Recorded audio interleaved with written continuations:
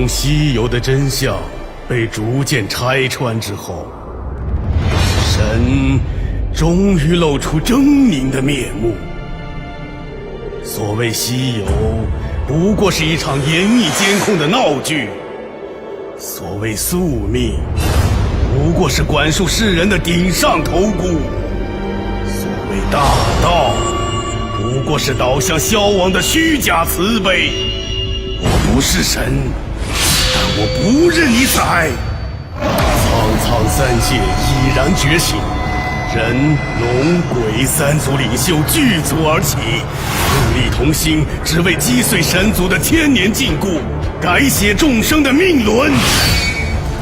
人族是三界之中最庞大的族群，当那些洪荒巨兽相继被人族斩杀，当苍茫大地被人族的脚印覆盖，人族有了与众神一战的实力。他们重建了轩辕城，勤练刺杀之技。他们总是奋不顾身地冲在战场的最前面，以血肉之躯打破神的堡垒。龙族一直骄傲于他们的血统，但也一直没有忘记对西天的仇恨。当梭杰龙王被迫带领龙族从灵山迁移到东海海底时，仇恨的种子就已经埋在每个族人的心中。他们是海洋的主宰，擅长幻化之术，他们宁可战死到最后一刻，也不会低下高贵的头颅。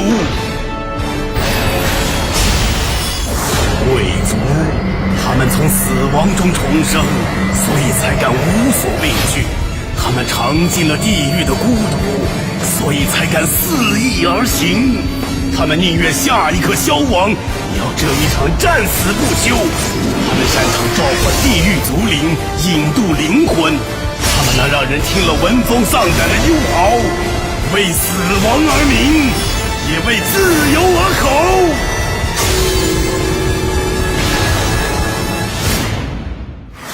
我不是神，但我不任你宰。